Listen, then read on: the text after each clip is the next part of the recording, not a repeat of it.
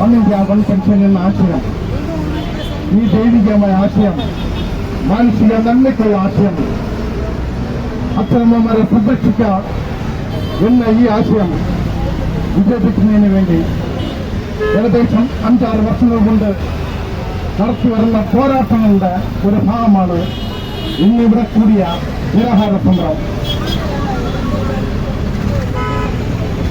അതായത് നമുക്കറിയാം, നല്ലൊരു ശതമാനം അച്ഛനമ്മമാർ ഇന്ന് വഴിയാധാരങ്ങളിലും ഓൾഡ് ഏജ് ഹോമുകളിലും തെരുവുകളിൽ കാണുന്നതിന് കാരണം അവരെ സംരക്ഷിക്കാൻ അവരുടെ കുടുംബങ്ങൾക്ക് കഴിയുന്നില്ല എന്നത് മാത്രമാണ്.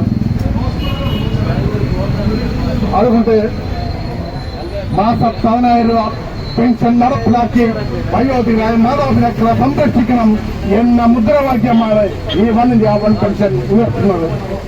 സുഹൃത്തുക്കളെ, ഈ ദൈവികമായ ആശയത്തിന് ഇവിടെ ജാതി മത ഭേദമേനിയെ, രാഷ്ട്രീയ ഭേദമേനിയെ ഈ ആശയം ആഗ്രഹിച്ചുകൊണ്ടാണ് ഇവിടെ പല സംഘടനകളിലും പല രാഷ്ട്രീയത്തിലും പ്രവർത്തിക്കുന്നവർ ഇതിനെ അഭിവാദനം ചെയ്യാൻ, അതിനെ നന്ദി അറിയിക്കാൻ, ഇങ്ങനെ നടത്തുന്നവരെ അവരുടെ കൂടെ പങ്കെടുക്കാനും എന്ന് പറഞ്ഞ് ഇവിടെ തടുത്തുകൂടിയത്.